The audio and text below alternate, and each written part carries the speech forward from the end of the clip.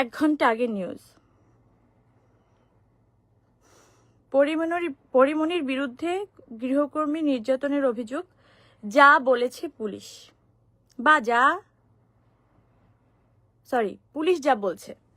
তো পুলিশ যা বলছে সেটার কিন্তু কোনো বলাবলি নেই। পুলিশ বলছে ওই 1 লাইন নিচে 1 লাইন দিয়ে দিল, কিন্তু পুরো নিউজের মধ্যে দেখবেন ওই মেয়েকে কি বলেছে, পুরো ডেসক্রিপশনে ওই মেয়ের পুরো বক্তব্য এমনভাবে ফলাও করে প্রচার করা হলো যাতে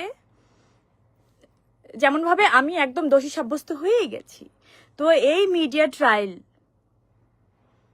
কবে বন্ধ হবে বা কেন হচ্ছে?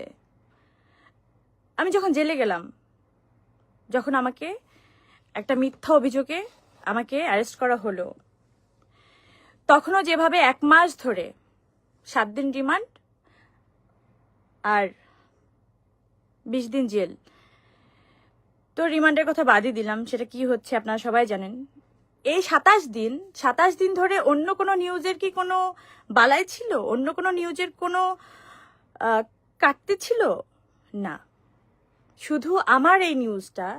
আজকে পরিমণি কি খেলেন, কোথায় ঘুমালেন, কম্বল দেওয়া হলো কিনা, তাকে কোন থালায় খাবার দেওয়া হলো, মানে এত নোংরাভাবে নিউজগুলো ফলাও করা হচ্ছিল যাতে সাধারণ আমজনতা, সাধারণ পাবলিকের মধ্যে একটা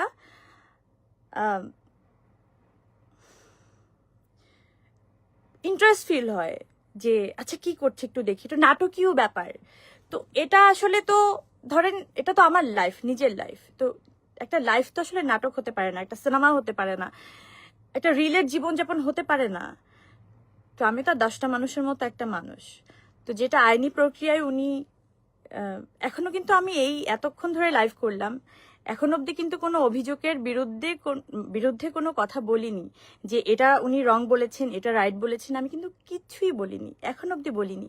কারণ আমি আইনের উপরে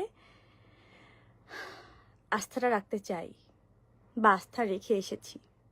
যারা কিনা 5-7 বছর ধরে আমার বাসায় কাজ করে না, আমাকে আগলায় রাখে, আমাকে ভালোবাসে, আমাকে বাঁচায় রাখে ভাই, আমাকে খাবার দেয়, আমাকে কাজে পাঠায়, আমার ডিপ্রেশনে, আমার দুঃখে সবকিছু তোরা পাশে থাকে।